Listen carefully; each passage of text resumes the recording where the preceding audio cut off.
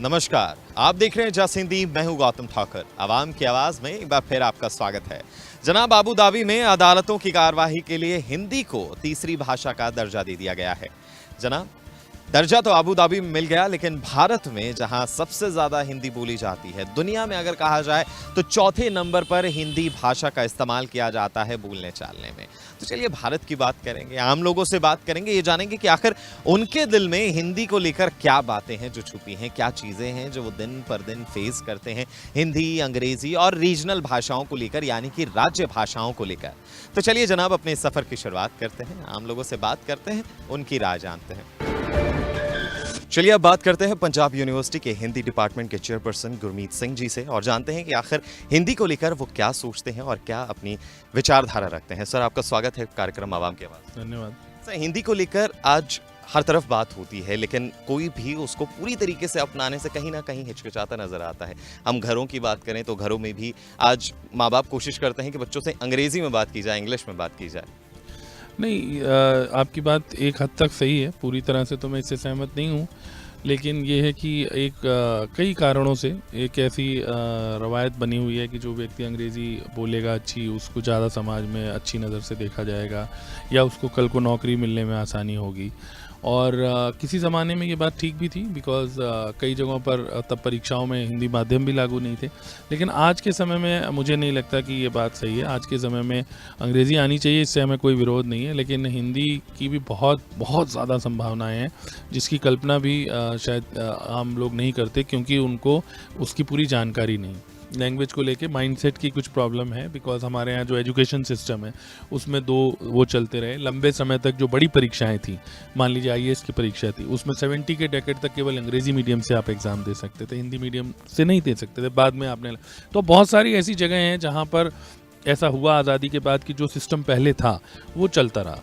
और हालांकि राजकाज की भाषा हिंदी को बनाने की बात की गई, लेकिन वो पूरे तौर पर आज भी लागू नहीं है ना। जैसे आपने अभी पिछले दिनों ही पढ़ा है कि अबू धाबी में कोर्ट्स की लैंग्वेज बन गई, लेकिन अभी भी हमारे यहाँ उस तरह से कोर्ट्स की लैंग्वेज नहीं बनी। एक दो एग्जाम्पल हैं जहाँ लोगों ने हिंदी में जजमेंट दिए हैं। सो वो प्रॉब्लम एक है ना। तो दूसरे फिर ये हुआ कि क्योंकि एजुकेशन में दो सिस्टम चलते रहे, तो उसकी वजह से एम्प्लॉयमेंट से उसे रिलेट करके देखा गया। फिर दूसरी बात ये थी कि क्योंकि भारत एक बहुभाषी देश है, तो रीजनल लैंग्वेजेस जो हमारी हैं, जो बहुत समृद्ध लैंग्वेजेस हैं, चाहे साउथ की हों, ईस्ट की हों, वेस्ट की हों, है ना, वहाँ पर लोगों को ये एप्रीहेंशन एक पॉलिटिक्स के तहत डाली गई है, डालने की कोशिश की गई कि हिंदी अगर आ जाएगी तो आपकी लैंग्वेज दब जाएगी। ये भी मुझे लगता है एक तरह का मिसकंसेप्शन है, एक भ्रामक प्रचार है, क्योंकि लैंग्वेजेस सब मिलके चलती हैं आगे, और मिलके ही चलना चाहिए। हर लैंग्वेज की अपनी खूबसूरती है। हम अंग्रेजी के कतई विरोधी नहीं है। हम किसी भी भाषा के, कोई भी भाषा, आप जितनी आप ज़्यादा भाषाएं सीखें उतना आपका फ़ायदा है। आज कम्युनिकेशन का युग है ना। मेरे पास बहुत बार ऐसा होता है कि कोई काम लेके आते हैं ये समझ के कि ये यहाँ रह रहे हैं तो इन्हें पंजाबी तो पक्का आती होगी, और मुझे उतनी नहीं आती, तो मैं बड़ा शर्मिंदा महसूस करता हूँ। तो मेरा वो काम गया ना। अगर मुझे अंग्रेज़ी आती भी और अंग्रेज़ी से मैं हिंदी ट्रांसलेट कर सकता हूँ, लेकिन हिंदी से आके पंजाबी नहीं कर सकता। तो इसलिए हमेशा भाषाएं एक दूसरे से आप जितनी सीखोगे उतने आपका अपना नॉलेज बढ़ेगा, आप उसमें रिच होगे। पर नो डाउट मैं इस बात को भी इनकार नहीं करता कि हिंदी की एक समस्या है। जिस तरह से हमें लगता है कि जितना मान सम्मान मिलना चाहिए उतना शायद नहीं मिला है।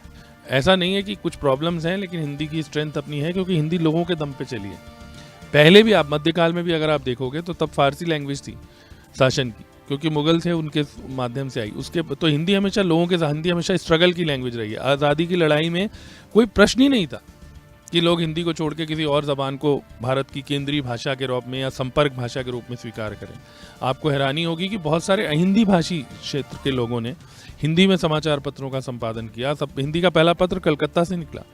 तो कहने का मतलब कि ये आज़ादी के बाद हुआ है थोड़ा बहुत, लेकिन अब उसको बैक देखने की जगह अभी तो यही है कि जो अपॉर्चुनिटीज़ हमारे सामने हैं, आज लोग दुनिया भर में भी हिंदी सीखना चाहते हैं और बहुत सारी अपॉर्चुनिटीज़ हैं, तो उनको हम लें और अपना आगे बढ़ते रहें। जो लोग हिंदी से प्रेम करते हैं, हिंदी में कंफर्टेबल हैं। क्या इसको एक मानसिकता की सिर्फ एक चीज़ माना जा सकता है? क्योंकि जिस तरीके से हिंदी धीरे धीरे ही सही लेकिन आगे बढ़ रही है, जो एक पहले मानसिकता थी जैसा कि आपने कहा, वो अब मानसिकता इतनी ज़्यादा नज़र नहीं आती। लेकिन क्या अभी भी एक सोच जो है कि अगर किसी को इंग्लिश नहीं आती तो वो उस दर्जे का इंसान नहीं होगा, अगर वो सिर्फ हिंदी में वार्तालाप कर रहा है, बात कर रहा है? तो मेरा मानना ये है कि मैंने पहले ही कहा कि मानसिकता हमें खुद कई बार सुनना पड़ता है। हिंदी वालों के लिए ऐसे बोला जाता है जैसे हिंदी वाले कोई अलग, कोई सब्जी वाले, दूध वाले, ऐसे हिंदी वाले।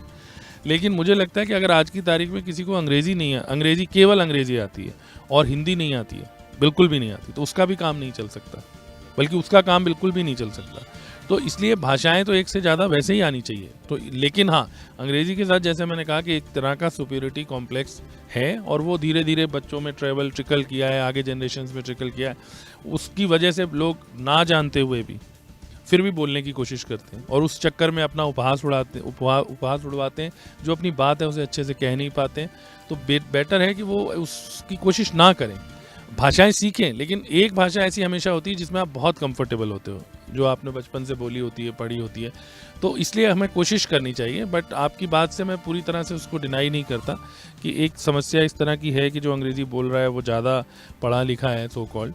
लेकिन अभी मीडिया वगैरह ने, अब आप बताओ, जो भारत के अखबार हैं उनमें अंग्रेज़ी का कौन सा अखबार नंबर 1 पे है?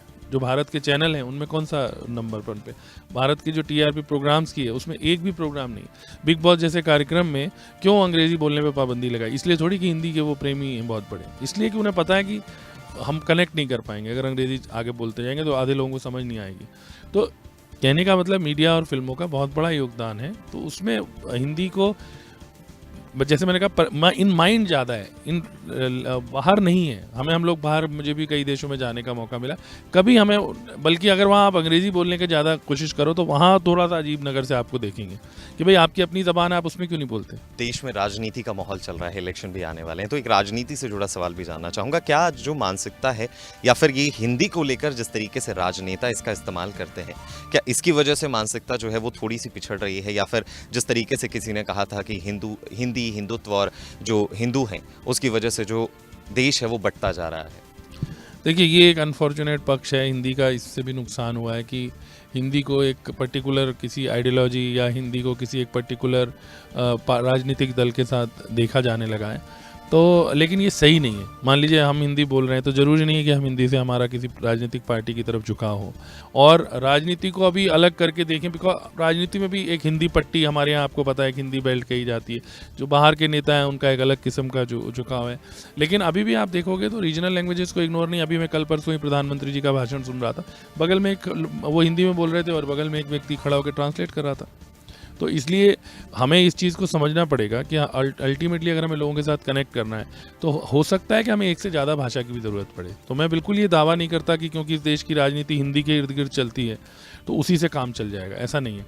राजनीति तो देखो हर मुद्दे को उठाती है, वो तो जाति को भी उठाती है, वो एरिया को भी उठाती है, क्षेत्रवाद की भी राजनीति होती है। इस तरह से भाषा की राजनीति भी हमारे यहाँ होती है। उसी वजह से तो आज तक हिंदी को राष्ट्रभाषा का दर्जा नहीं मिला, जो कि उसे मिलना चाहिए था, है ना। बहुत सारे ऐसे देश हैं जो इस बात को बहुत जोर देते हैं कि भाई लैंग्वेज एक होनी चाहिए, मतलब बाकी लैंग्वेजेस हों लेकिन एक लैंग्वेज को आपको प्रोमिनेंस देनी पड़ेगी। हमारे यहाँ वो नहीं हुआ। हमारे यहाँ जो संविधान की सूची है उसमें बहुत सारी लैंग्वेजेस पहले थी, बाद में कुछ और भी जोड़ी गई हैं, आपको पता है, वो अच्छी बात, पर अल्टीमेटली एक लैंग्वेज हमें एक्सेप्ट करनी चाहिए। तो हिंदी समाज में भी थोड़ी सी कमज़ोरी, आप रीजनल लैंग्वेजेस में, बल्कि ये प्रॉब्लम नहीं है। रीजनल लैंग्वेजेस में आप जाओ, अगर आप मलयालम व्यक्ति के पास, बंगाली व्यक्ति के पास, 2 बंगाली मिलेंगे, वो बंगाली में ही बात करते हैं, मलयाली मिलेंगे मलयाली में। हम लोगों को हिंदी बेल्ट में, ये मुझे लगता है जो खुद हिंदी के लोग जो है ना उनमें ज़्यादा है। अदरवाइज़ मुझे साउथ में या और जगह पर देखने को नहीं मिला ऐसा। वो अपनी भाषा से प्रेम करते हैं। प्रेम जनाब, प्रेम, यही एक चीज़ है जो बहुत ज़रूरी है। हर एक भाषा के लिए आपके दिल में रिस्पेक्ट होना ज़रूरी है, लेकिन आप हिंदी के बारे में क्या सोचते हैं वो चीज़ जानना भी बहुत ज़रूरी है जनाब। जिस तरीके से अबू धाबी में चौथी भाषा यानी कि अदालत में इस्तेमाल होने वाली मेरे ख्याल से तीसरी भाषा का दर्जा तो मिल गया, लेकिन क्या आज हमारे दिल में उस भाषा के लिए इज्जत, रिस्पेक्ट आज भी बरकरार है?